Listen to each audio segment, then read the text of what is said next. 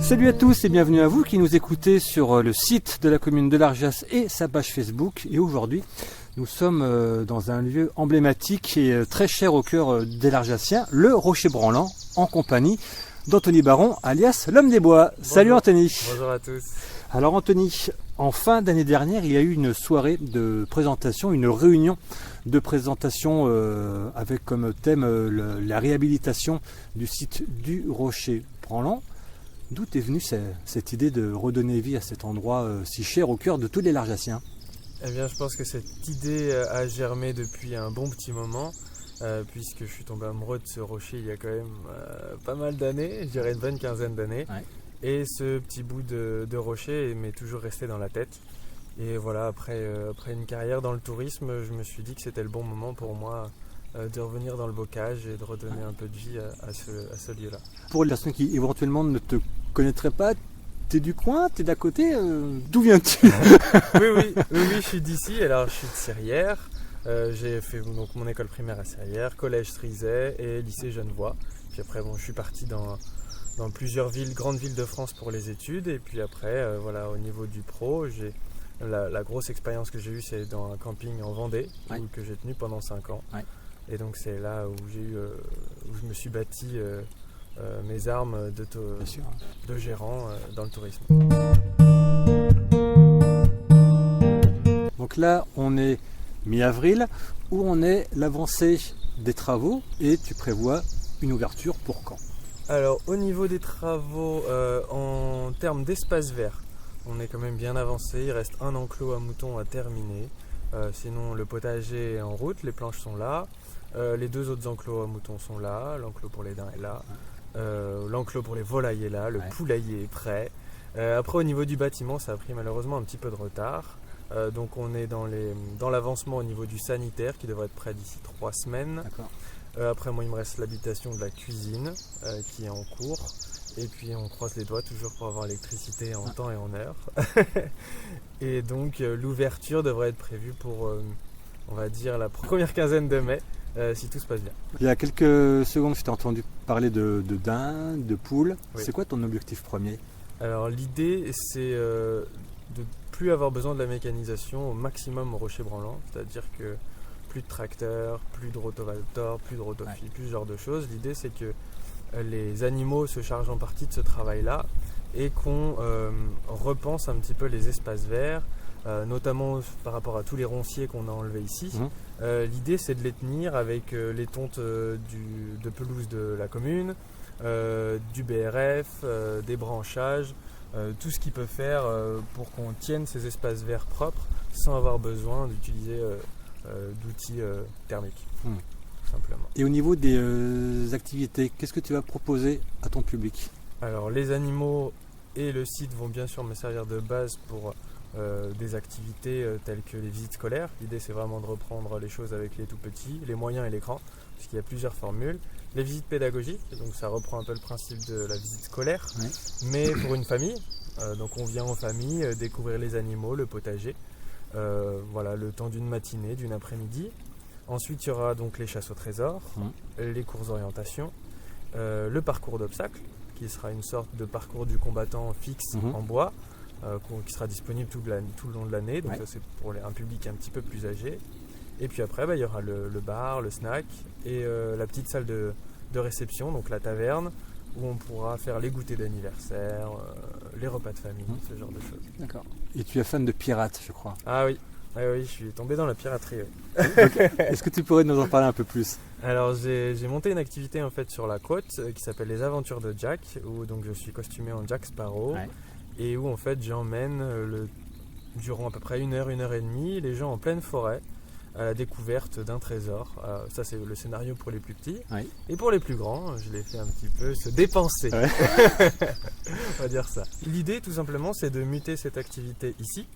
Donc il y aura un scénario de chasse au trésor, donc ça sera repris les aventures de Jack.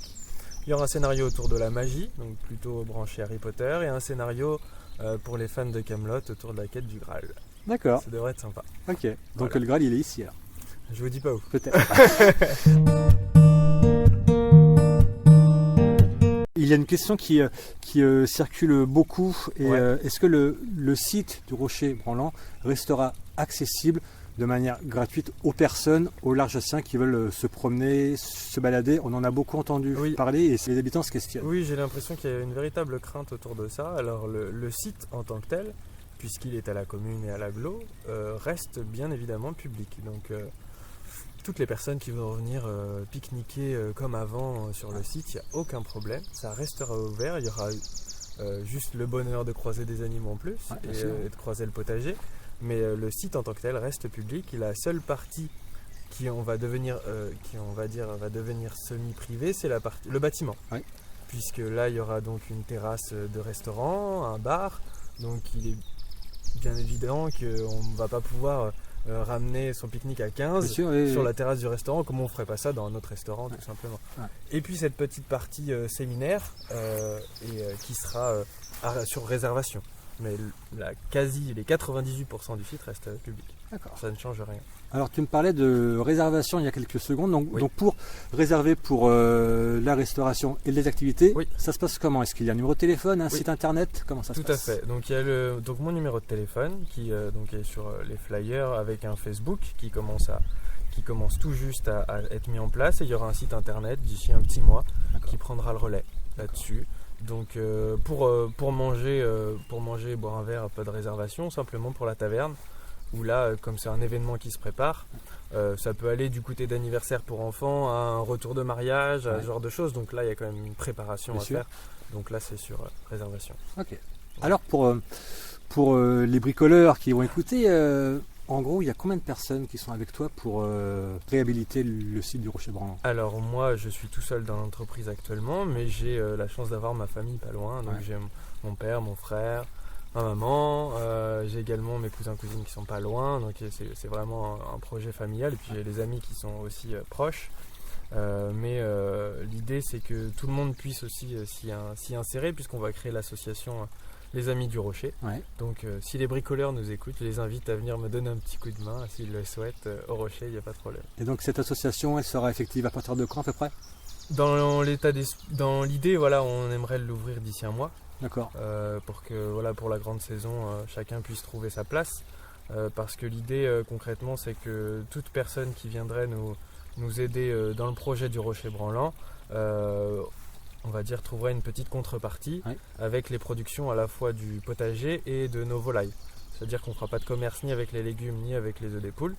Mais si j'ai une petite famille qui un samedi matin me dit tiens Anthony, on va s'occuper de tes moutons et tes poules, on va les ramasser les œufs, donner à manger, donner de l'eau, en contrepartie, ils repartiront avec quelques œufs, quelques courgettes, quelques tomates cerises, ce qu'on Ouais. aura.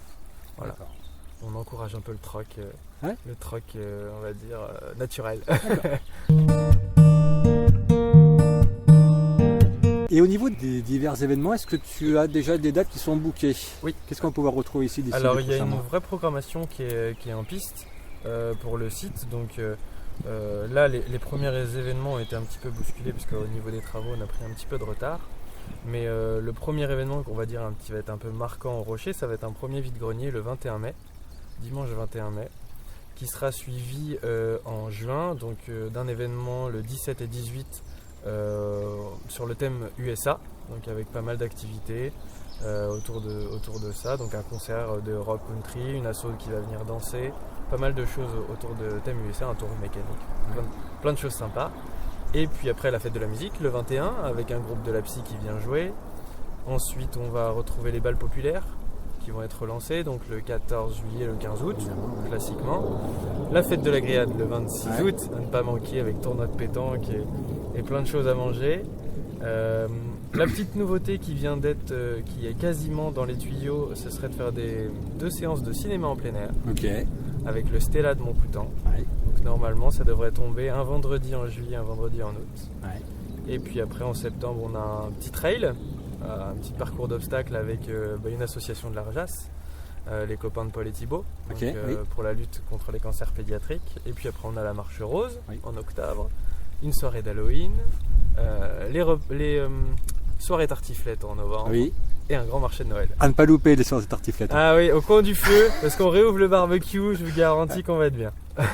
Et est-ce que c'est important pour toi de redonner vie non seulement à un endroit, mais de redonner aussi l'envie aux gens de se retrouver, de se rassembler après les années Covid qu'on a tous vécues? C'est primordial, c'est primordial. Je pense que au-delà de fait de se retrouver, c'est de se retrouver, se rassembler autour de causes et de choses simples, c'est-à-dire sans chichi. Ici, c'est pas un 4 étoiles où il faut montrer patte blanche pour y venir. On vient comme on est, en famille, entre amis, et on passe un bon moment. Et si ce lieu-là, je pense qu'il est propice à le faire, se déconnecter un petit peu des écrans, de nos téléphones, et juste écouter comme on est en train de faire l'eau qui coule, et regarder le paysage en sirotant un sirop ou une bière, comme on veut, je pense que c'est pas mal. Et l'homme des bois, ça vient d'où? L'homme des bois, c'est une histoire de famille. On a été amené dans les bois tout petit par notre père, on allait très peu se balader, faire les magasins, les choses comme ça. On allait, nous, en forêt. Ouais. Mon père m'a tout le temps amené en forêt, reconnaître les végétaux, écouter les animaux. Et c'est vrai que moi, ça m'a toujours parlé. Et ce qui fait que on a acheté un petit bois en Vendée pour avoir ce petit havre de paix à nous. Et voilà, l'homme des bois, ça me paraissait une évidence. Approprié. Ouais, d'accord. Tout à fait. Et pour les Larjassiens et Larjassiennes qui vont écouter cette interview, qu'est-ce que tu auras à leur dire? Et même aux Larjassiens, mais aux habitants des communes environnantes, évidemment. Eh bien que j'espère qu'ils seront au rendez-vous de l'inauguration et qu'on va passer plein de beaux moments ensemble et qu'ils seront contents de voir que leur rocher, il est réhabilité et surtout il est protégé. Parce que je pense que beaucoup d'entre eux se sont rendus compte des dégradations qu'il y a eu ces dernières années. Et je pense que ça fait du mal à tout le monde de savoir qu'il n'y avait ni la présence, ni forcément les moyens pour protéger ce rocher. Aujourd'hui, on est là, on compte rester un bon petit moment ici et faire en sorte que la nature prolifère au rocher, que les lapins restent encore des années ici et que voilà, tout le monde puisse s'y balader, passer du bon temps en famille ici. D'accord. Ouais. Et le mot de la fin, si t'en as un. Le mot de la fin? Oui. Rendez-vous en mai. Et ben ça marche. Merci beaucoup Anthony de nous avoir reçus donc au Rocher Branlant de Larjas. Merci à toi et à très bientôt. Merci à toi, à bientôt.